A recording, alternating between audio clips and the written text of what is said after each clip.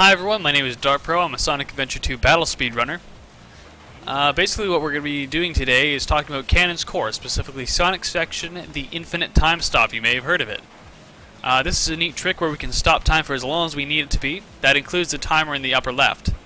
So this is a very handy trick, particularly for Mission 3. Not so much in all stories, but it's useful for some things. It makes it a little bit easier. Mostly the Chao, but it's a very cool trick to have in your arsenal and to understand how it works. Basically what we need to do is hit this time switch and get out of range of it before it restarts the process for time. Basically before it starts beeping again.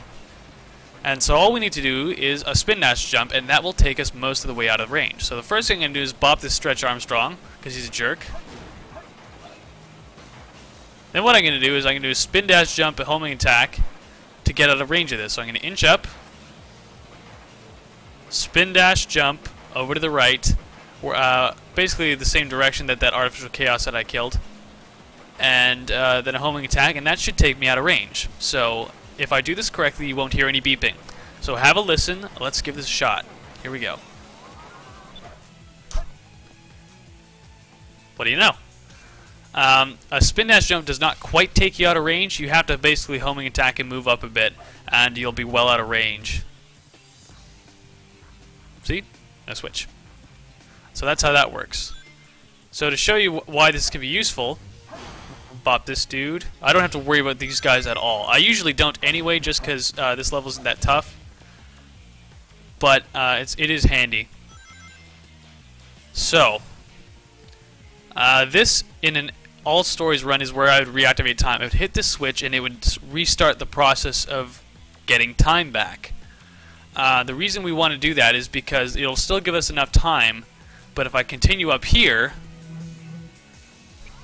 this water section will not be active, and right about here is where time would resume.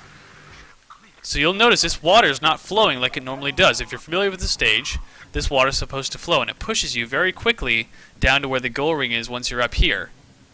That's helpful because it's actually much faster than running, which is what I have to do now. But I won't be doing that, one, because it's boring, and two, because I could show you something else interesting. Basically, if I get on this slanty surface right here, and spin dash jump, there we go. You can make that a little bit easier if you're careful.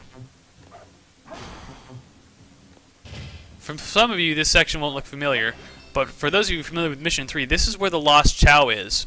And normally to get up here, you would have to use a bunch of mystic melodies, and it's just lame. It takes a lot of time, it's just not fun.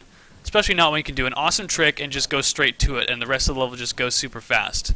So not worrying about these things makes the Mission 3 Find the Chao a fairly easy A rank. And it is a neat trick. So that's how you do the infinite time stop in Cannon's Core. You can do this trick. It does have other applications in Rouge section, but it's harder to perform. But it's the same concept. Basically, you want to hit the time switch and move really quickly out of range so that it despawns and time stays infinitely stopped. So as you can see, going down this section is not nearly as easy as it would be if the water was flowing. So this is where we want to restart time at that point that I showed you, just so that we can easily come down this section really fast and hit the goal ring without a problem. But that's the infinite time stop. Give it a try. My name is DartPro. Have a good time.